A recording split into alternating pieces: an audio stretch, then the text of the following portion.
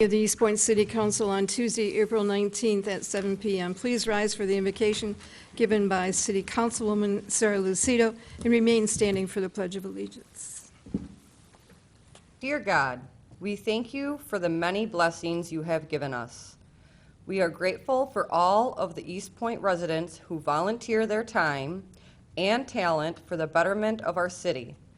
Whether it is serving on a board or a commission, coaching a youth activity, or helping a local charity, we are reminded that it is in giving that we truly receive. Let us all be challenged to look and see what we have to give. It is in your name we pray. Amen. I pledge allegiance to the flag of the United States of America and to the republic for which it stands, one nation, under God, indivisible, with liberty and justice for all.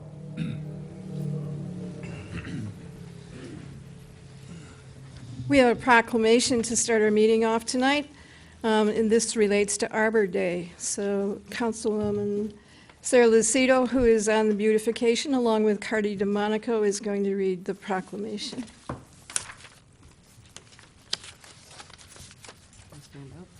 Oh, you can do it right from here. Whereas in 1872, J. Sterling Morton proposed to the Nebraska Board of Agriculture that a special day be set aside for the planting of trees. And whereas the holiday called Arbor Day was first observed with the planting of more than 1 million trees in Nebraska. And whereas Arbor Day is now observed through the nation and the world.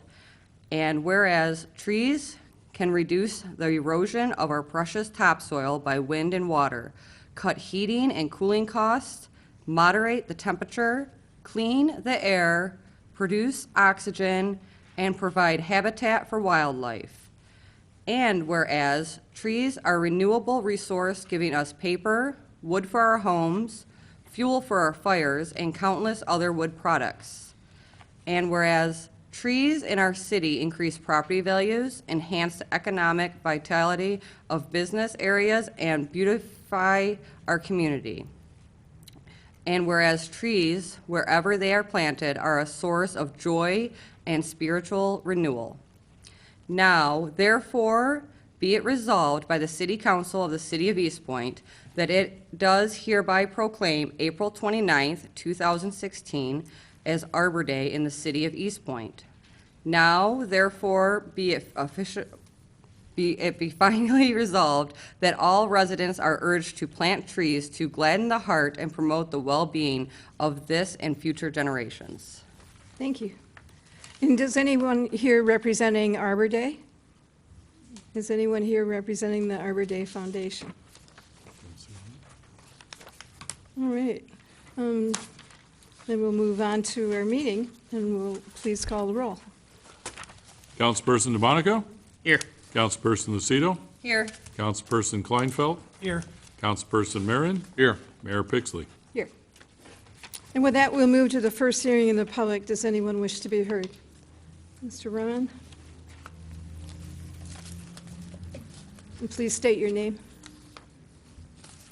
My name is Ronald Tamala. I'm the Grand Knight for the Knights of Columbus here at Leo XIII Council here at St. Veronica's.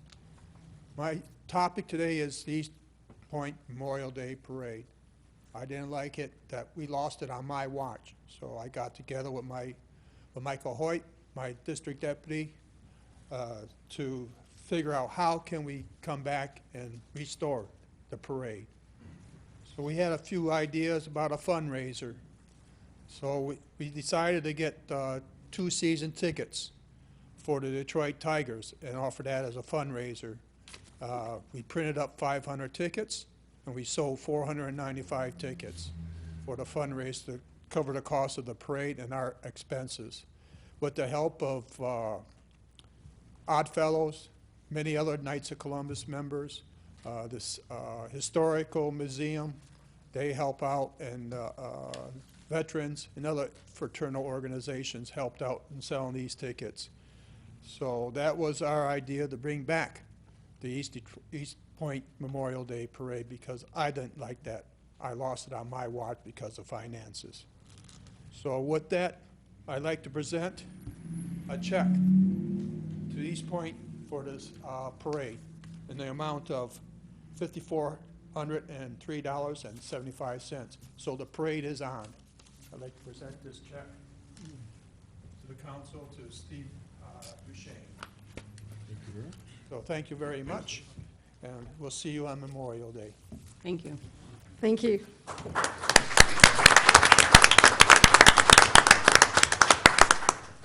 Sir?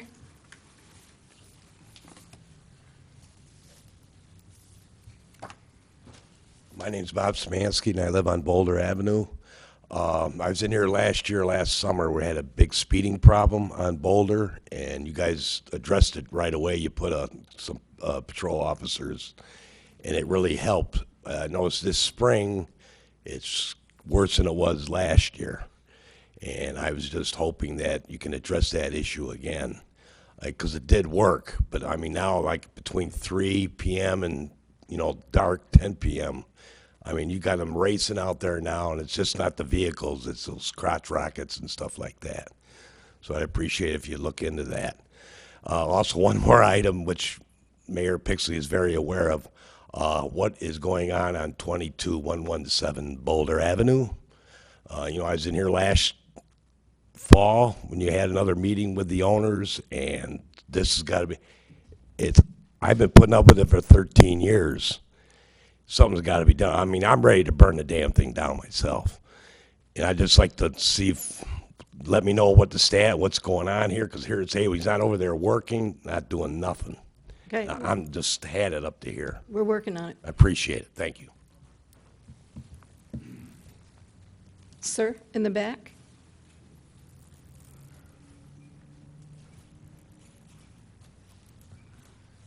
Hi, Jeff Georgian, Topher, Eastpointe. I'm coming up here for kind of the same reason he was here, that we're having a lot of speeding on Topher, between Gratiot, Beechwood area, going into Warren, coming back through Warren up to Gratiot. And normally that's a highly, where the police are out there a lot, but I haven't seen them as much, and maybe there's some other hot areas in the city, but hopefully they pick that back up again, because it's been getting worse, and it's probably going to get worse than that as it gets warmer. Thank you. Thank you, sir. Ma'am, in the back?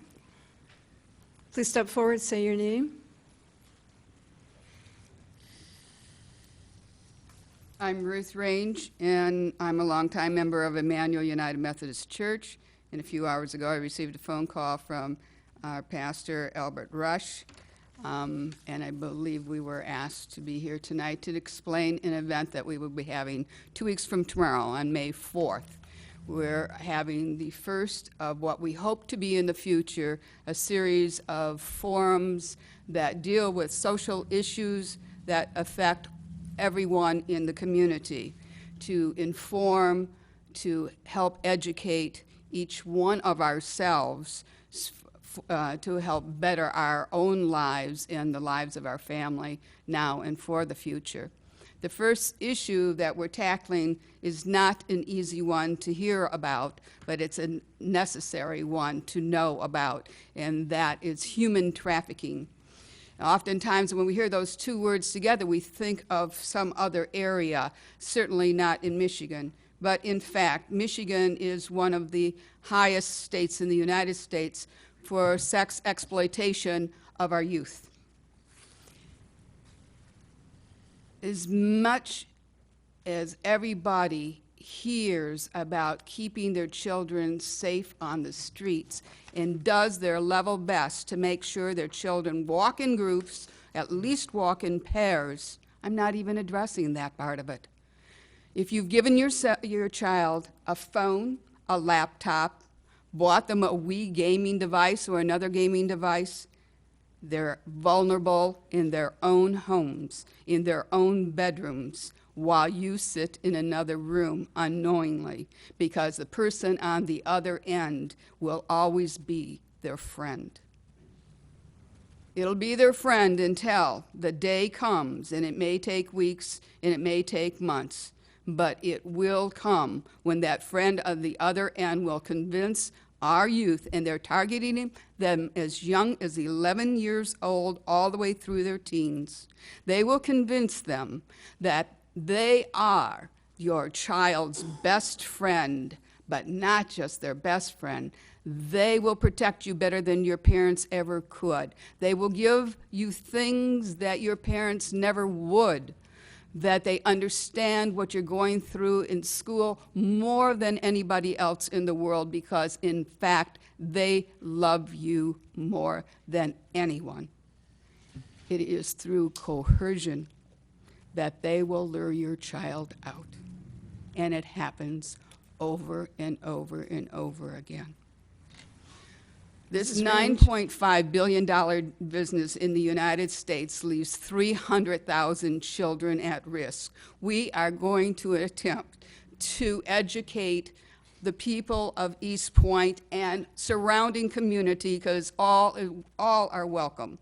We are encouraging parents, grandparents, guardians, anyone who cares at all, and their teens to come and listen to our speaker, who is a detective who has been undercover for a great number of years and is one of the instructors at the Detroit Police Academy and is social savvy. Mrs. Range, we have a 3-minute limit. I'm sorry. If you Okay. can just, It is a free event. 30 seconds, and just state the date and the time. May 4th, 6:30, and we have lots of flyers. I don't know if I can leave any, but At Emmanuel. yes, at Emmanuel. Thank you. Thank you, ma'am. Does anyone else wish to be heard? Over here on this side?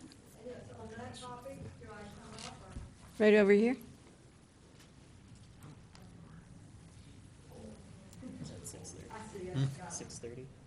Yeah.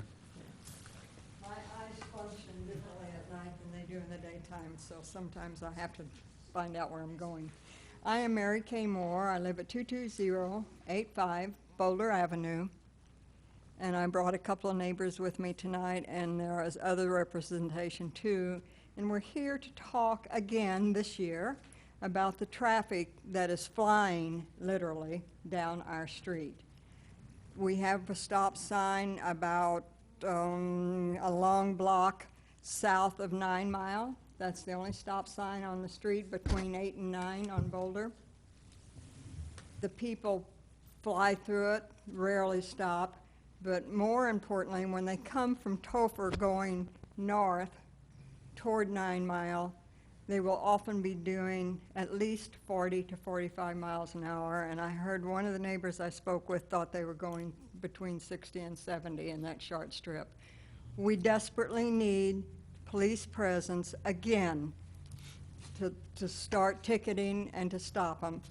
And then I know you can only do that for so long a period of time, but we need additional things. We need some signage that says a speed limit, or you told us last year that we needed to put up signs, children playing. I have not been able to locate those signs. If you can direct us where we can purchase them, I think several of the neighbors will be happy to purchase those and put them in the front yard. You suggested that that was one of the best ways to curb the speed of the traffic. I hope so. So I think I've been concise enough to tell you that we're in desperate need of better traffic control there, and the city will certainly benefit because they'll get all the revenue from the tickets. And we'll get our needs met because the traffic will return to normal, at least for a period of time. But not only do we need it there to initiate the change of habits for the people that race between Topher and 9 Mile, we also need them to come back and repeat it so that they will get the message that that is a street that they cannot race down, and they do. And I hear it from all neighbors, not just me. Thank you. Thank you, ma'am. Does anyone else wish to be heard? Anyone else wish to be heard at this time? All right, first hearing of the public is closed, and we'll move on to approval of the minutes from the regular meeting of April 5th, 2016. Madam Mayor, I'll motion to approve the regular meeting minutes of April 5th, 2016. Support. Move and support. Any corrections? Please call the roll. Councilperson DeMonico? Yes. Councilperson Marion? Yes. Councilperson Lucido? Yes. Councilperson Kleinfeld? Yes. Mayor Pixley. Yes. We have no scheduled hearings, no unfinished business tonight, so we'll start with our reports from administration, and we'll begin with our city manager, Mr. Duchesne. Thank you, Madam Mayor. At last meeting, we had some discussion regarding the appointment to the ZBA. What it appears, and it is my understanding, that the ordinance change took place when we adopted the new planning and zoning amendments. And as far as I can tell, without request of the city, a recommendation in that sense of the planning commission or acknowledgement by the city council that such procedure was changing. And prior to that, it appears that it was appointment by council. The new ordinance calls for appointment by mayor. I cannot see where it was an intentional action by anyone. It was not requested. I was here at the time. I don't even remember any dialogue about it.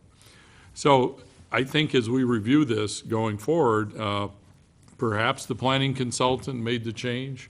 I certainly am not going to lay that at their feet in any way, but there were quite a few zoning changes made. It certainly could have happened in a text change or modification, but it was accurate when it was discussed that prior to it, council had done that, had made the appointment, and now the ordinance states that the mayor makes the appointments on the ZBA. So that's something to ponder and discuss further your interests with either Mr. Albright or myself regarding whether that should change back. Again, it doesn't appear to be initiated by the council in its action. So that's what took us a little bit by surprise on the change in procedure, because it was not, to our knowledge, anyone's intent to do so. Last meeting, we had I was requested to review a purchase regarding a shredder that was purchased by the police department, and I've completed that review. There is a memorandum that Director McNeilance placed in your information. Clearly, the purchase is in norms with that type of new unit that was purchased, and reviewing other files and other contracts that we have, that was the price for a new one. The refurbished ones, especially the one that was quoted, was through a company that is questionable. I would be kind and say they have questionable business practices. Clearly, they had fraudulent business practices in that particular case and extract. But I think otherwise, we'd probably be purchasing another one of the large ones soon, based on the City Hall one is not, the company did not know they had it and serviced it. So it's been around for some time. Apparently they do last a very long time, but they were unaware of that equipment being out. So I think going forward, there may be another request to purchase one of those, and we'll use the same due care and caution that we've done in the past, and that the director put into his memorandum regarding that shredder. Any questions, happy to answer that. My third point tonight is the Rapid Transit Authority and the BRT proposals. There's been some discussion about having them back, and we've talked about that for some time. I am just wondering whether council wants to have another meeting with them, putting on the information now, because between television ads, the public hearings they have, and the other information, I'm not sure that our penetration would increase that with them being here. But if the majority of council want them invited back, I'd be happy to do so and schedule an appropriate time to do so. What they had said was the master plan was going to be done by May 31st. I'm hoping that would answer a lot of questions, so I think for sure before that wouldn't make any sense, but maybe after that date, I think Yeah, I'd I be feel like a open. lot of residents still have questions. That'll give them an opportunity to kind of come here and maybe ask them at the first hearing, hearing in the public, and we can maybe answer them, or they can answer them afterwards, I think, one more time. But like you said, after May 31st, for sure. Time, June and post that time Yeah. would be more appropriate. Okay. I agree. All right. Last thing is, I reached out to the school administration regarding a joint date. They are apparently discussing that. The superintendent advised me that he was taking it to the board for discussion on an open date. Clearly, your dance card is filling up in May, as the calendar shows. So we'll wait to hear from them, but it may not be able to achieve it in May from the looks of it, I think, right now. Again, we'll wait to hear what their preferences are, I believe, so. That's all I had for special reports tonight. Anyone have questions? I had a question, but I don't know if it would be most appropriate for you or Director McNeilance. I was just wondering if we have an average of, if we pass out a lot of littering tickets, if they get, I'm just noticing it a little bit more now that it's warming up and stuff like that. So I was curious about that, because that's something I would like to be strict on, but We also clean up a lot of litter and Yeah. use groups for cleaning up litter, and it seems to appear overnight. It's kind of tragic. I look at all the public properties and the bus stops, and 8 Mile and Gratiot is just horrendous. It is something, I don't know, Director, if you have any idea on the number, or we can certainly fill you in with, as he gets a chance to review it, but it is probably one of the actions that take place in the public that probably very few citations are issued for because of the need for observation and watch it. And even though it seems like everybody's throwing down some piece of paper all the time, I guess most people would decline to do it near a police officer. I would hope they would. But on the other hand, I wish they wouldn't be throwing it down. This has been quite an interesting spring with multiple cleanups already on Gratiot alone, and obviously many more to follow. Director? I can't offhand say how many littering tickets have been issued. I can check on that. It is the type of violation that an officer has to witness before he can cite the person. It's not something he can do based on information or belief or probable cause type thing. If it's related to a business or their mishandling of trash, something like that could probably be enforced by the code enforcement people. thank you. Fortunately, the people who usually get the tickets are the ones who've been the receivers of the trash and haven't cleaned it instead of those. So along that way, looking at prevention as opposed, because it's very difficult for a police officer to catch somebody in action with that, is there any way that we could install more litter baskets, in particular near the bus stops? And I'm identifying the one I see littered the most is up at 10 Mile and Gratiot. I know we already have containers at 8 Mile and Gratiot, right at the bus stop, but they're always overflowing. I wish I had the picture that we have of the incinerated trash receptacles where they've set them on fire and burnt them down. I'd be happy to put out more trash cans with the optimism that somebody would actually use them. Perhaps if we make them look like some kind of game stop, we could get some activity out of it. Was the incinerated one at 8 in Gratiot? Ones. I forget this latest one wasn't right at 8 in Gratiot. We have a picture of one that was, I forget where that one was. It was in front of the grocery store that had burned down on 8 Mile. Oh, down on 8 Mile, yeah. Yeah. Do you know how much a littering citation costs? Ooh, no, I don't. Okay. It's a misdemeanor. But, Could be up to $500. Maybe if we put out more receptacles, post a little sign on them. I see trash near the trash cans all the time, and I don't understand it, but. I have a problem with handicap parking, because I see so many locations that are determined as handicap parking, and they, oh, Lord. And there's people that have no handicap, and there's no sticker, and there's nothing on the license plate, and they're parking illegally. And very often in front of the post office, there's somebody that is handicapped that's sitting there waiting. That is insane to see that sitting there, burned down to the ground. I didn't know they burnt that well. I didn't either. All right, anything else for the city manager at this time? Let's move on to the finance director. Mr. Blum?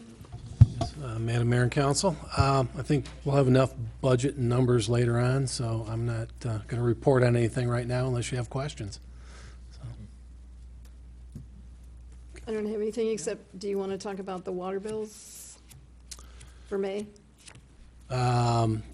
Okay, the May water bills will be coming out. Any payment or any balance not paid by May 21st will be removed from the water accounts and placed on the July 1st tax bill. So get them in, get them paid. Okay, anything for the finance director? Let's move on to Mr. Albright. Thank you, Madam Mayor, members of council. Since the last city council meeting, I have received the reports and orders from the city's hearing officer. Those reports and orders have gone out to the various property owners, and copies have also been provided to city administration. I spoke with Ms. Van Haren this morning, and she is going to have a list for me to present to council at the next meeting regarding the scheduling of properties for show cause hearings. And to address the gentleman's concern about the Boulder property, our office did send out a letter last week to the property owner. It was also posted at the property indicating that they have failed to comply with the city council's order, and that they should remove any personal effects from the property, as the city will be proceeding with demolition. And that's all I have, Madam Mayor. Thank you. Anything, questions for the city attorney? Thank you. Move on to new business, and item A is the resolution 1815, which is the charitable gaming license for the American Polish Assistance Association, and I believe we have representatives from that group here tonight. You don't need to come forward unless the council has some specific questions for you. So do we have a motion for that? Sure, Madam Mayor, I'll motion to adopt resolution number 1815, which recognizes the American Polish Assistant Association Incorporated as a nonprofit organization operating in the community for the purpose of obtaining charitable gaming licenses, and recommends that the request be considered for approval. Do we have support? Any questions? Please call the roll. Councilperson DeMonico? Yes. Councilperson Marion? Yes. Councilperson Lucido? Yes. Councilperson Kleinfeld? Yes. Mayor Pixley? Yes. And you're welcome to stay and make a comment during the hearing of the public and the second hearing of the public. Item B is the resolution for the revised ballot language for notice of a special assessment roll by first-class mail rather than certified mail. We have a motion for that. Madam Mayor, I motion to adopt resolution number 1814, which establishes the ballot question language to provide notice of all special assessment roll by first-class mail rather than certified mail. Support. Moving to support. Any questions? Please call the roll. Councilperson Lucido? Yes. Councilperson Kleinfeld? Yes. Councilperson Marion? Yes. Mayor Pixley? Yes. Councilperson DeMonico? Yes. Item C is the purchase of new turnout gear for the fire department, and of course, we have the chief. If you have any questions, we have a motion. Madam Mayor, I'll motion to waive competitive bidding requirements due to no government cooperative purchase contracts, and approve the purchase of 22 turnout gear and 3 spare sets for the fire department. The purchase will be made from Time Emergency Equipment, 2415 West Sunset Drive, West Common, Michigan 48653, in the amount of $49,186. Support. Moving support. Any questions? I just had a question. What does turnout gear, like a set, comprise of? The full set is protective gear for firefighters when they enter into a fire-involved building. It consists of a jacket and bunker pants, full protective pants with suspenders that secure those, and then boots that are safety boots specifically designed for firefighting. So there's 3 components to the set of bunker gear. Thank you. And your note says the current equipment's 10 years old, and that's the limit we get from the state, and that's why we need to purchase new gear, right? Yes, the standard set by MIOSHA, which has adopted the NFPA standard, the National Fire Protection Association, which sets codes and standards for firefighting and firefighter safety, is that bunker gear should be replaced every 10 years, and ours is in fair condition at best at this point. Could you Thank you. clarify, does that include or not include boots? The note says does not. Well, the 22 sets include boots, jackets, and the pants, the bunker pants, and then we also are going to purchase 3 spare sets that don't include the boots Okay, I with get it. those last 3 sets. And that's for when there are damage to the bunker gear where we have to send it out, we can issue a spare set until the bunker gear is repaired and returned. And then I just one more question. I noticed that in our bills, we had replaced shoulder and belt straps for fire. Is that a part of something that would be a part of?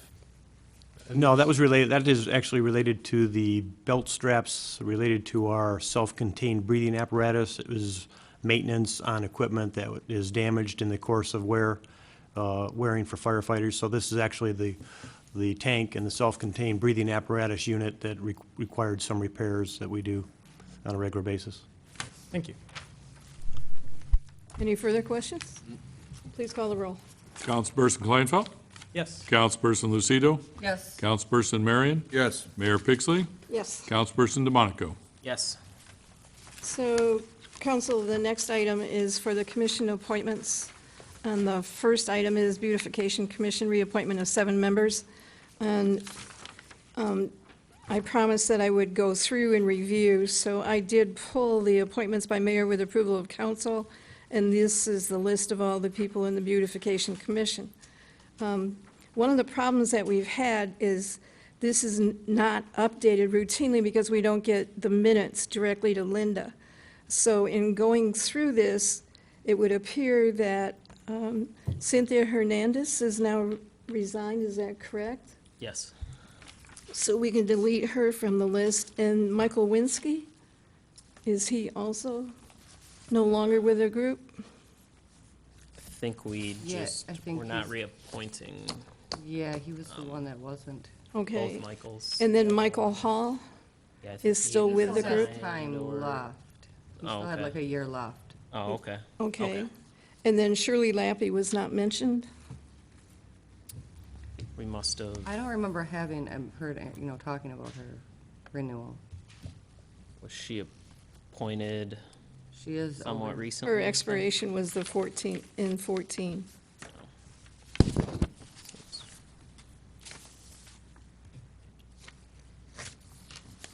I don't remember. So, am I to understand then, because when I reviewed all the applications, there are no other applications except for Kendra's Speech, and she applied February 23rd of 2015. So if we approve her tonight, she's willing to stay till 2019? She would be a 3-year appointment. Okay.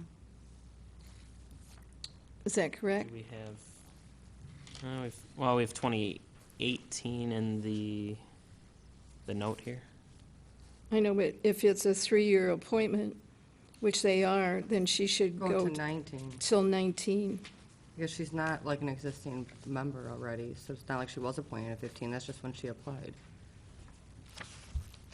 Sure. I think we have certain, probably so that it still all staggers evenly. I don't know. I'm not sure why the Well, she would years just be were picked. she would just be staggered one more year.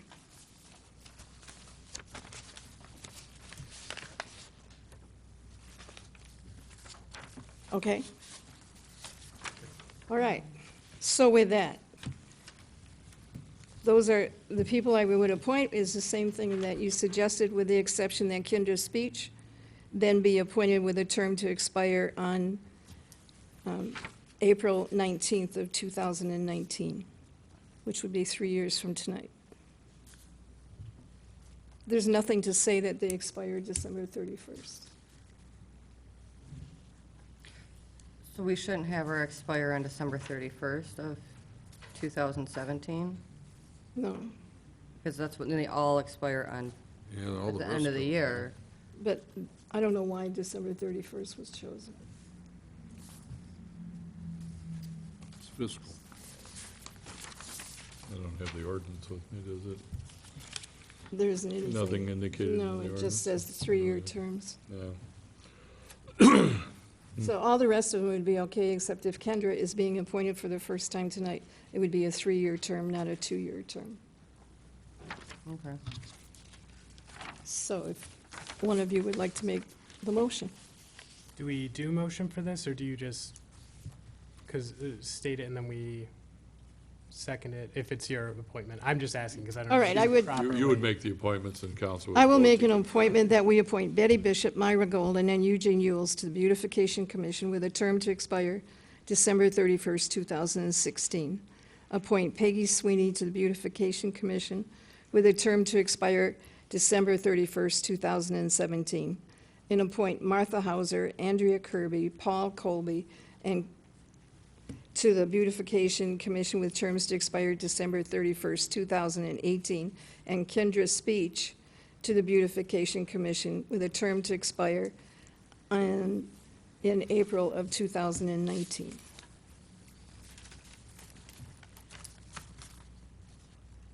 Support? So we have support. Yep. Okay. Please call the roll. Mayor Pixley, Yes. Councilperson DeMonico, Yes. Councilperson Lucido, Yes. Councilperson Kleinfeld, Yes. Councilperson Marion. Yes. All right. And it would therefore also be my appointment of Harvey Creech to the Zoning Board of Appeals with a term to expire May 15th, 2018. Support. All right. Please call the roll. Mayor Pixley, Yes. Councilperson Kleinfeld, Yes. Councilperson DeMonico, Yes. Councilperson Lucido, Yes. Councilperson Marion. Yes.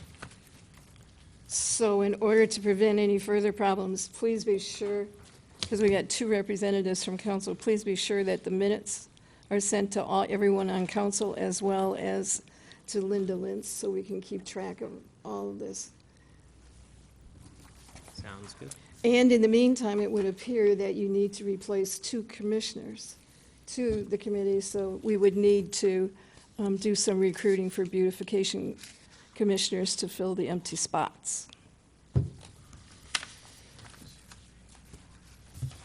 Okay. All right, let's move on to the presentation of the city manager's proposed fiscal year 2016-17 budget. Thank you, Madam Mayor and members of council, members of the public of the city of Eastpointe. It is my pleasure to present for what me personally is the 36th municipal budget I've presented. It's better than some and probably still challenging versus others. But in this time we're in for the fiscal year 2016-17, truly we are seeing the results of the vote from last year fully taking place to allow us to restore some sustainable fiscal accountability in the community, as well as having defined resources that adequately meet the city's needs in the short term, being up to 5 years as we can project ahead and beyond. What you have placed before you constitutes my recommendations for all the financial operations. The enhanced budget proposal includes an allocation of revenues and expenditures, and it really directs resources into the key areas that follow both the fiscal policies and the strategic plan of the city as adopted by council that are actually prepared and submitted in the budget as part of the document. The budget conforms with the Michigan Public Act as amended Act 2, amended by Act 451 of 1982. The budget was prepared with our continued focus on the requirements of the Government Finance Officers Association distinguished budget presentations. And in fact, we believe that this document meets those standards and exceeds the standards moving forward that have been added to the program. Of course, last year our budget received this award, and we certainly we're in a position now that we certainly never want to lose it. It'd be hard to explain that going forward. So we believe it meets that and will meet the distinguished category. The budget allows a comparison of a number of expenditures versus prior years. It is broken down by fund, of course, as required. And of course, the city of Eastpointe's financial basis is having a number of funds. And to help people understand the public budgeting process, general operating fund of 21.3 million hosts the majority of the activities of the city, 15.3 million of which are directly public safety or court involved. So the bulk of the 15.3 million involving police, fire, and courts out of our general expenditures at 21 million. We have considered over the years a number of things, tax rates, the support from the state government, and just to give you a special trade, I will not go into the state government revenue sharing issue tonight. I'm sure we'll have many discussions about it as our initiative regarding litigation with the state of Michigan for the shortage of revenue sharing is continuing, and as of today, I received the 13th notice of support from adjacent municipalities in our area, and they have all told me the check's in the mail. So I expect in the method of government working, that'll probably be 2 to 3 weeks before I see the checks. But I'm pleased that a number of your colleagues, mayors and city managers are certainly joining in an action to ensure that the people of this community, as well as Michigan, sales and income tax are going for actual services directly related to what they see out the door instead of those priorities set by the state of Michigan. I do have to say, and it seems like I've said this a long time, that nothing but a profound change in the way we finance municipalities will really change things. We are fortunate that the voters supported the SMORSA initiative, public safety funding last year. We are extending that branch to our friends in Wayne, hoping that they can take advantage of that too. It is interesting to me, though, that in order to thrive, cities need police, fire protection, road maintenance, water and sewer services, and garbage pickup. This is critical to the daily lives of our communities. There's nothing more important than that in providing government services. So why does the state of Michigan, in its system of urban policy, disregard this completely? I really don't know. And everything they've touched regarding municipal urban management has not worked out well. So we may be in a different political time, but fundamentally, I know I am literally tonight preaching to a choir that has said this before to the state, but it begs us saying to the people of Eastpointe and beyond, that's what government really is to people. It isn't some economic incentive for some tech company that we never hear of or know of. It isn't about the state of Michigan taking personal property away from you and then giving it back to you in some altered form less than 80 cents on the dollar. That's not what government's about, because we don't really see what that does, nor perhaps should we, but the state of Michigan has chosen to prioritize other services other than police, fire, and public safety, and we have to continue to make that case known. Now, in our last full fiscal year, we actually used reserves of 1.5 million, or 1,505,658.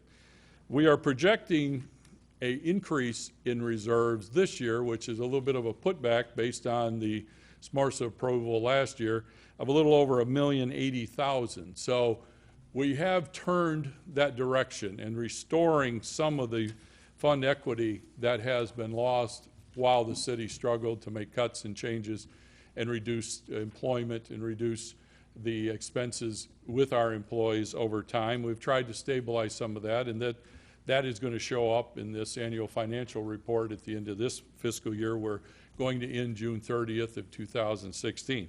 But going forward, in the proposed budget of 16-17, will be the first time, and as I mentioned, our general fund spending will allow us to make a contribution to fund balance and fully meet our fiscal policies.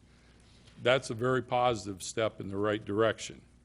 However, due to the broken model of financing, and I have to say it again, it is not a matter of everybody is out of the woods and municipalities such as this one now are safe and secure.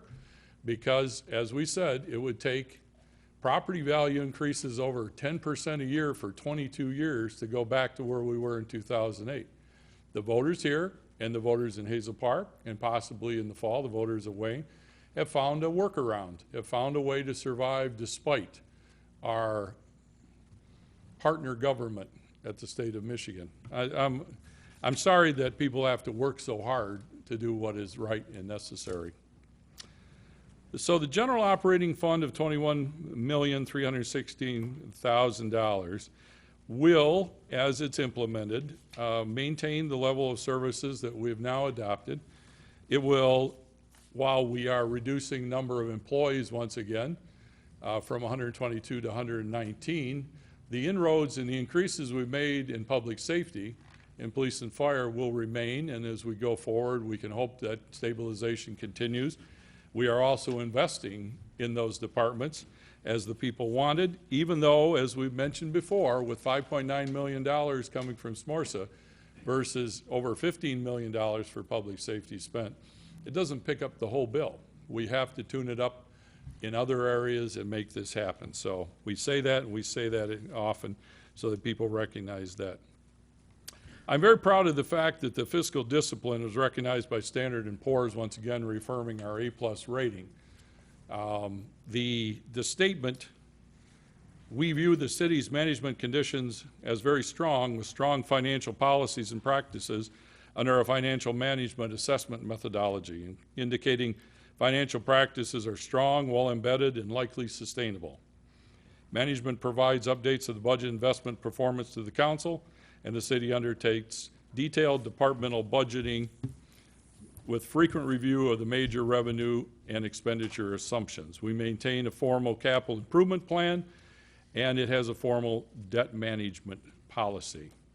It seems like if you do things this way, you should be rewarded and insisted by a state government instead of those who have failed miserably at it being rewarded or supported by that state government. But that might be just a little editorializing on my point of view. When we do project for the next 10 years for property values, we do have to remember that growth in SEV is going to be curtailed by a lot of factors well beyond your control as the mayor and council of your own city. And again, taxable value is what we base our millage rates on. So even though property values may increase and continually increase, we are limited by that rate of inflation factor at a maximum that we have to address, or 5%, whichever is lower. The proposed fiscal year 2016-17 budget, it meets that test in every way of budget solvency, and it is compliance with state law. It doesn't draw on unassigned fund balances from past years. The 5-year budget is incorporated in there, also demonstrates not only short-term thinking, but the longer-term thinking about where are these decisions going to take you and the city of Eastpointe in 2, 3, and 4 years out. We have forecast that, and I ask you to look at the assumptions and look at how this budget is structurally balanced, just not simply for the short-term cash flow. This budget is, with the changes and the improvements we've made, slightly $402,000, or a little over $402,000 greater than last year. The increase in public safety staffing, all the operating funds are structurally balanced, and the funds the funds that are using the fund balance or cash reserves are capital funds: major streets, local streets, street lighting, court building, and motor pool. Most of those for much needed public works improvements as we go forward. Known and planned. So last year we had full-time equivalent number of employees at 152. We will be at 151 this year. We have made these adjustments in lieu of that perspective long-term of sustainability. We have also, as mentioned before, and tonight don't have to stand before you and talk about more significant cuts and reductions in pension programs and wages. Those have been met, and our new contracts actually provide for some stability for employees, so they're not looking at the next cut in service or reductions in costs. State government has built over $1 billion surplus, while cities have found ways to make do. This race to the bottom idea or cutting is not going to occur in Eastpointe this year for the next several years. I think in the long term, again, keeping our long-term perspective, unless changes are made in our total method of financing cities overall, it is possible that in the future we'll return to having to make changes in the most important services to people to be able to maintain and manage within our resources. We are delivering quality services. We have the ability to withstand some minor changes in local and regional economic fluctuations. We are able to maintain a high bond rating as we move forward. One of the things in moving to the municipal retirement system, we certainly are fully paying our bill for retirees. We are also up over 11% in funding OPEB, which is other post-employment benefits. That's a number that sounds small, but when you look throughout the state, the average is 0. I'll give them 1.7%, I think is the number, which, as Mr. Blum might say, is virtually 0. But we have moved up over 11%. It takes discipline. Healthcare, retiree healthcare obligations now account for over $2.6 million citywide annually. The key priority budget-driven objectives that I've placed in this budget to recommend to you follows our 4 key areas. First of all is being a safe city. We're fully staffing all patrol officer and firefighter positions.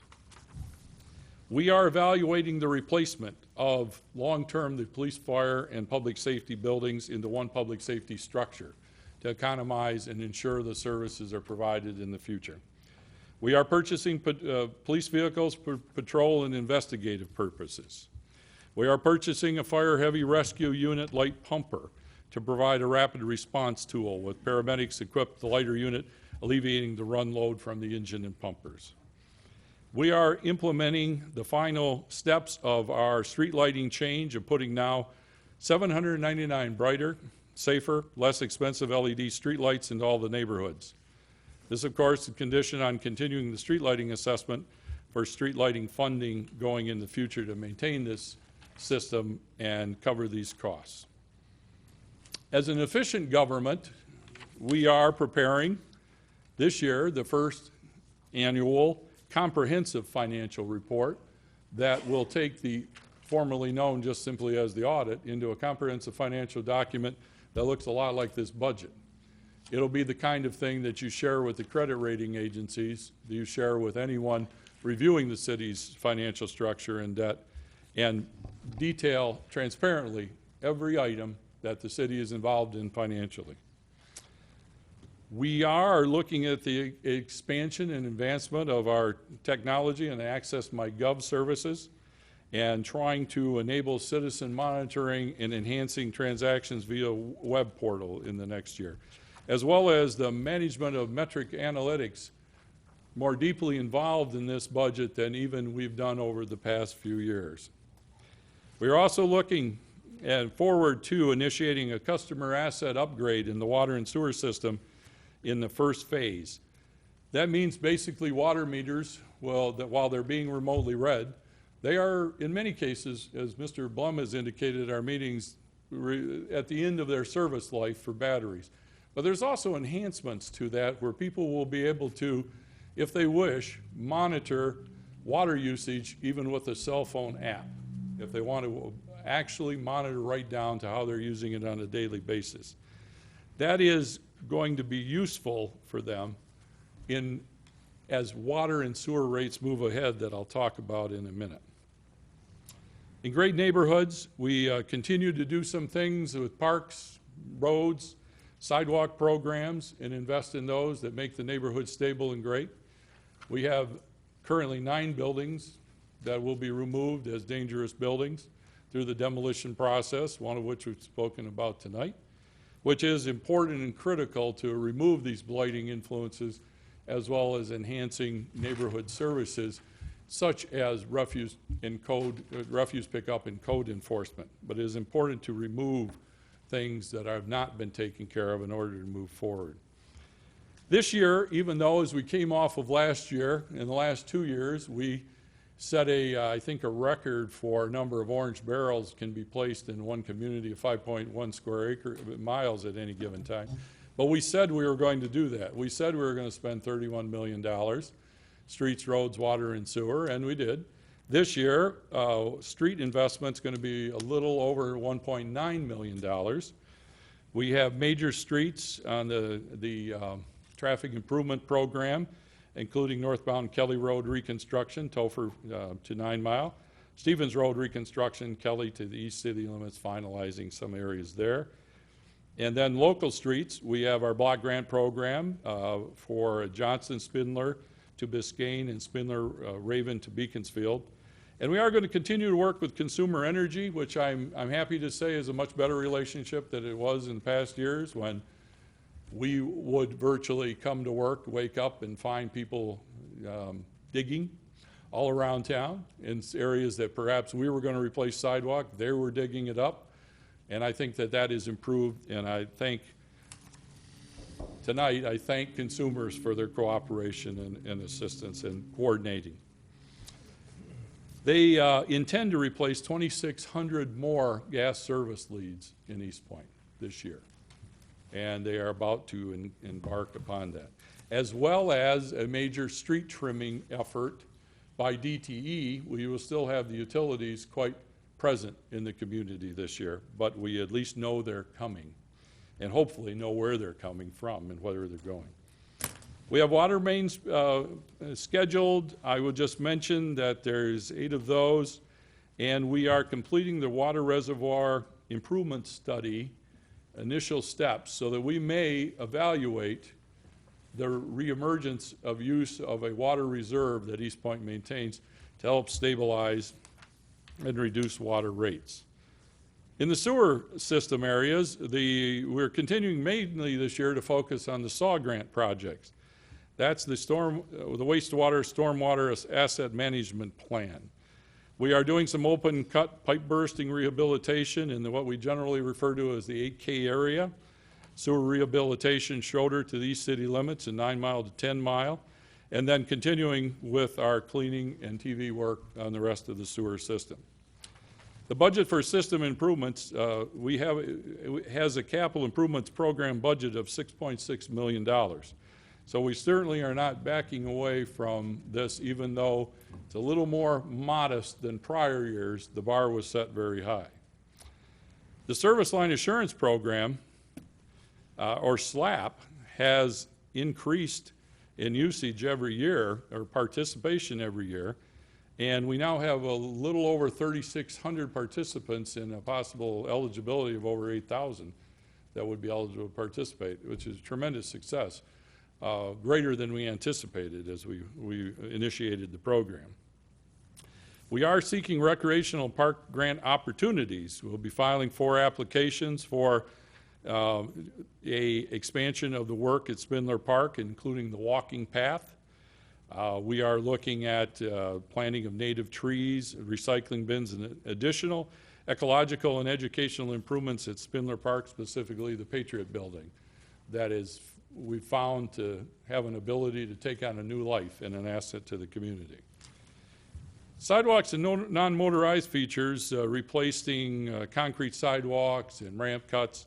We're doing about $100,000 of that work, or about 40,000 square feet.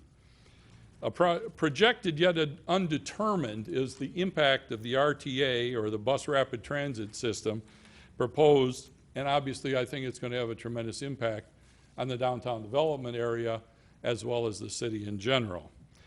It's an extraordinarily expensive and complex project, and it'll be adding a second bus system that'll be crossing the city. And again, we have very little control over elements of that go in, but our master land use plan and our master plan will have to be amended or adjusted should this be approved, because it will have to identify things that are yet unknown. Crossovers in Gratiot, how the traffic will be rerouted, pedestrian utilization, And by all means, parking lots. We have no place for the parking lots that are on the plan. So I believe that will have to be a work item for the Planning Commission and the Development Department as we go forward. The healthy local economy is impacted somewhat by the water and sewer system changes, including the court-ordered participation in the friendly Great Lakes Water Authority. The blended increase to us, water and sewer rates will be 4.8% this year. We will see and of course carry the bulk of the changes that GLWA made, including payments to Highland Park, payments to Detroit and their system. It will be a challenge to keep these costs under control. Even though the edict of the courts made this happen, and they put into place a water residential assistance program that unfortunately, and I say this carefully because unfortunately I will have to recommend this to you. I don't think the program is well designed. It wasn't what it started out to be. But the program will provide low and moderate income people with, if they qualify, and they go through the process that the county agency has provided, they could be eligible to receive $25 per month total towards their bill should they maintain the rest of the bill in good standing, and potentially a relief for delinquency totally up to $1,000. This will be reimbursement. The finance staff will have to do additional work that is not reimbursed. We will have to guarantee that we don't shut those recipients off. So the balances will be there. Of course, if they fail in the program, then we'll restore our shut-off policy to it. Again, my concern, which I suppose is obvious to everybody, is that all the actual ratepayers then subsidize a program like this. Macomb County overall, from the $4.8 million in the program set aside, is eligible to receive $438,000 for our residential ratepayers countywide. All 27 CVTs, cities, villages, and townships have to share that. But at this point, it is some relief to some ratepayers, water and sewer customers, $25 a month. We'll have to see how it goes and see if that program is successful. I was informed just last week and informed the group at Macro meeting we had, the Macomb area communities, that the Great Lakes Water Authority Board has petitioned the governor to pay all of us $30 million instead of us picking up the bill for Highland Park. Apparently, the state is flush with cash for water service improvements. And at this point, $30 million is what you all picked up when they basically gave a pass to Highland Park for delinquent water bills over there. The board has asked that we be given consideration. All of these things go to your rates, is basically what I'm saying. When we say, what's the Great Lake Water Authority charge? That's beyond our control. These are things that control those rates. As we move ahead, we are looking at, again, continued budget solvency, some fund equity, and with such support like 3,600 subscribers in a 8,600 home condition in the SLAP program, clearly there's a good working partnership and relationship with the local government. This constitutes the opening comments. I have sent out a budget calendar as we go forward for council to review. Also, this, under our charter, constitutes the introduction of Ordinance 1130, which is the General Appropriations Act, which will, in the end of the process, be the vehicle by which council adopts the budget and the amounts. I'd like to thank Assistant City Manager Randy Altimus, Finance Director Randy Blum, Executive Assistant Linda Lintz, and departmental heads, including John McNeilance, Mary Van Haren, and Carol Sterling, for their work in developing this budget and related research that went into it. I think Eastpointe's a model for executive effort in taking initiative to work together. Most everyone wears multiple hats and roles, And I think service continues to be our business. Thank you very much. Thank you, sir. So everyone has received the budget days for the scheduling of the budget meetings. Do you have that in front of you? Okay. Well, All right. well, we were going to discuss those dates, though, right? I don't, If there's any issues or anything, it'd be certainly the time to discuss those if they work. I just had one point, if we could actually do 7 o'clock instead of 6:30, because I'll have a work requirement that might make that a little tight. on which day? All the days? Yeah, 24th and 31st, yeah. I don't have any Or problem. we're talking about, right, our new little Okay. Yeah. calendar.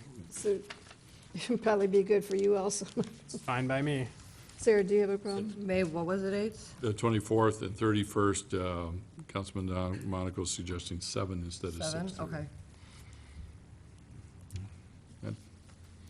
But so, yeah, Okay. everyone knows then, May 24th and 31st are both Okay. Tuesdays. It'd be the 2 Tuesdays after our second May meeting. We will 7 p.m. notice works for them everyone. accordingly then.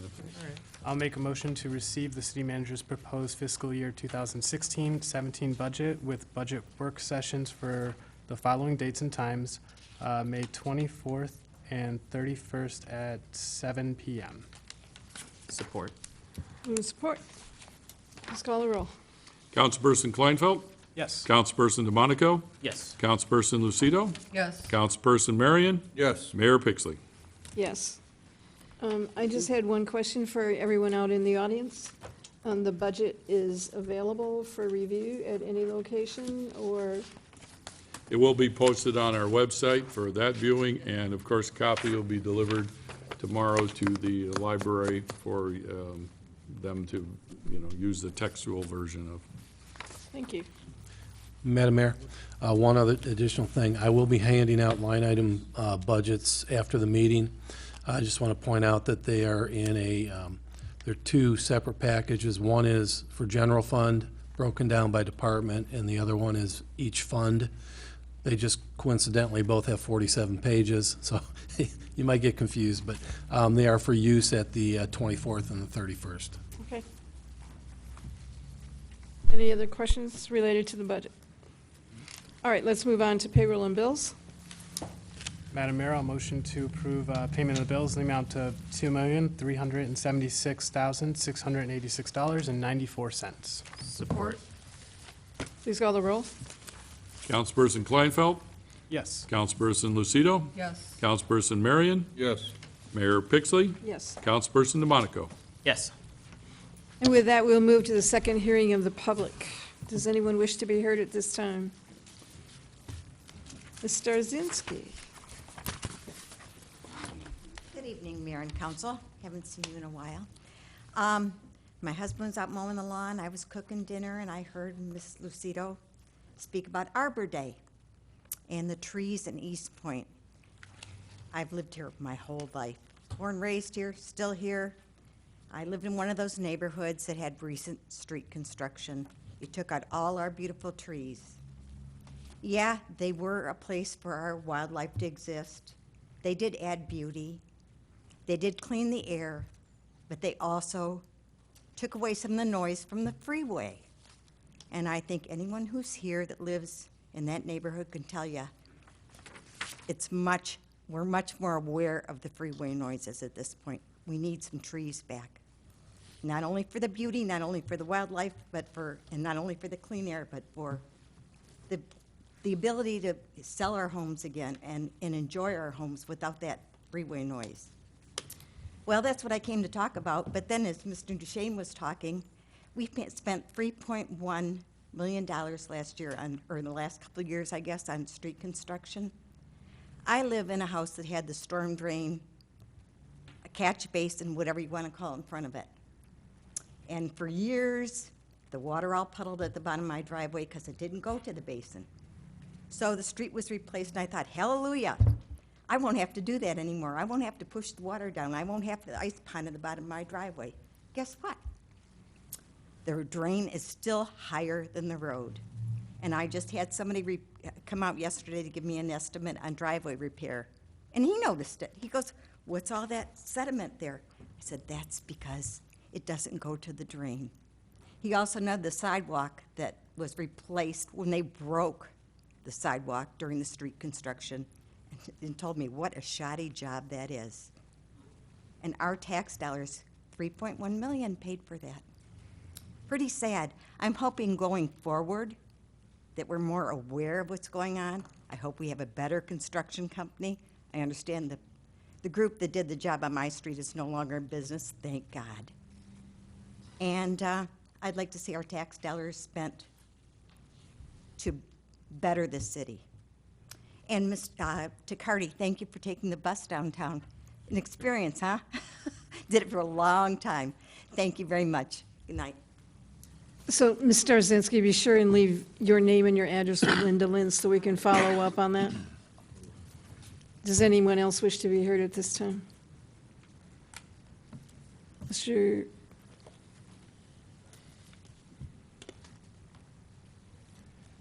I'd just like to comment on a couple of times. I'm so glad I came to this meeting today, but when you were talking, Mr. Duchesne, you're talking about all the garbage, the trash cans, you got on, should we have more and all this stuff? You could put 50 of them over there and it won't matter.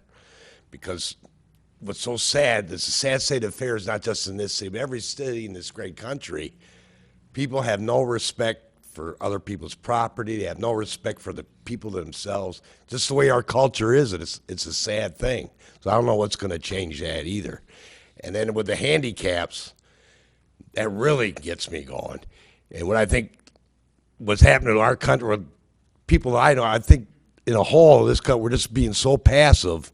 But it'd be just us citizens could do something about that. And because I've tangled with people like that. I mean, it can get a little confrontational, so you got to be cool about it. But, I mean, just get their license plate number, go into the manager at the store or whatever, and we can be more proactive, I'm saying. It could help things out on that. So that's all I got to say there. Thank you, sir. And the Polish American Association in the back, did you have anything else to say?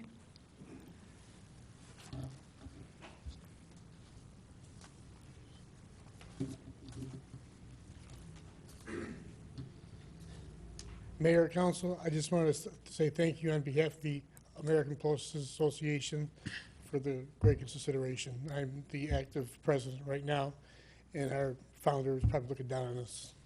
Same way to go. So we're still in business. Thank you. And you want to state your name also? Sigmund John Shipkowski, Jr. You've been a very proud organization within the city of Eastpointe for a very long time. And we've always been a big supporter of that group. Thank you. Thank you. And my president, my vice president's there too. Thank you. Anyone else wish to be heard at this time? Anyone else? Seeing none, the second hearing in the public is closed. Move on to mayor and council reports. And Mr. Kleinfeld, we'll start with you tonight. Madam Mayor, I don't have anything this evening. I just want to say thanks to Steve for the great presentation. Thank you. Ms. Lucido?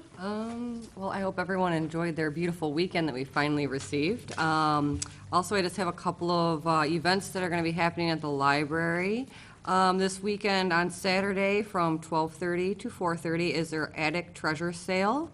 Also, next week on Thursday, April 28th at 6:30, the Detroit Institute of Arts will be doing a presentation called Dance at the Library. And that's all I have to report for this evening. Thank you. And Mr. DeMonco? Thank you, Madam Mayor. First, I'd like to say thank you again to the Lions. It'll be great that we'll have the Memorial Day Parade again. Knights of Columbus. Oh, my gosh, I'm sorry. I'm looking at my paper, and it says it right there. I'm so sorry. Knights of Columbus. And, yeah, thank you very much. It'll be great to see the Memorial Day Parade again. Second, happy Earth Day on April 22nd and Arbor Day on April 29th. And we'll be having April 30th, the honorary tree planting ceremony. And that, I do not have the time down here for some reason. What time was that? That'll be in the morning. We'll get that out. I believe it's 11 o'clock. 11 You o'clock. have the Yep. time? Mr. Marucci, what was the? And is there a second one going on? Because I was arranging for one on April 29th, which is the actual. It was April 29th. I thought it was a Saturday. No, doing it right on Arbor Day, which is the 29th. Oh. I know we discussed doing it right on Arbor Day. And okay. where and when? 10 o'clock, Where? and I have to get the address. I believe it's 4th Street. We're gonna have a press release completed tomorrow. That'll go to the city manager. All right, we will put that out also. And then I participated in a euchre tournament at the Lions Club, and that was great. Great to play some euchre all the time. ETO does it sometimes, Eastside Teen Outreach. Great to do that. And then also at the Clinton Macomb Library at 6:30 p.m. This will be tomorrow, April 20th. There will be a presentation about decreasing repeat offending in Macomb County, and that'll be a great presentation by a good friend, Danielle Hicks, hosted by County Commissioner Fred Miller. So if you can make that, the Clinton Macomb Library again at 6:30. And from last meeting, Mr. Jakubiak asked about how many units or how many gallons are in 1 unit of water. It's 748. Forgot to mention that last time when he asked. And yeah, thank you to everyone coming out and speaking at Hearing of the Public. It was a lot of folks. Appreciate it. Thanks. Mr. Marion? The only thing I have, I'd like to thank Mr. Duchesne for his presentation on the budget and the enlightenment of everybody understanding how good of a job and not so good of a job our state's doing in helping us. And I think that's a big understanding that we need to make sure everybody understands. I think that's Mr. Duchesne, I would really tell you how much we appreciate your abilities to get us through some of the most trying times in coming up with a budget. And the best news that I can hear, and I'm sure council, is the fact that we're turning the corner, hopefully, and we will move into depositing money in that fund balance instead of taking anything out of it. Besides all the services that we're still providing to the community, I think it's a phenomenal work of administration from both you as well as all your department heads and Randy, and how many other Randys do we have all incorporated over there? We have a limit of 2. And then I want to tell everybody how hard the Knights of Columbus have worked this Memorial Day parade. I believe we started meeting back in January and coming up with ideas of ways that we could raise some funding to put on this parade. And it's not just the Knights of Columbus, but the Oddfellows have been meeting with us, as well as the school board, and the VFW is behind the lines, but it's a multiple of about 8 different community organizations. So the parade will follow the usual route, but it will go over to Kennedy Park and the short service over there. The commander of our local VFW will be the guest speaker. Our parade marshal will be Richard Newmer, who is a World War II survivor from Iwo Jima. So we're quite excited to have that group of people. We will be staying at the Kennedy Park for a short time to have a picnic, and I'm mentioning this now because we're hoping that all of our local residents will come out and join us there for hot dogs and chips and getting to know each other all over again. So should be fun. And if you're leaving from here and you're participating in the parade, the Lions Club, thank you, Cardi, but the Lions Club, Vic Colossi, has a bus that he usually uses for the Hard Rock Cafe, and he's going to provide transportation for everybody back to their cars. That's always been a problem where people have to leave right away to go get their cars. So hopefully that will work very well. I'm very excited to talk a little bit about the Macomers, because you did mention the Lions. The Macomers are going to be at Eastpointe Manor on Thursday night, and that is how our Eastpointe Lions raise money to support all the activities of the blind. You can buy tickets. Actually, you don't need a ticket to go. You just need to make some contacts and tell them that you will be there.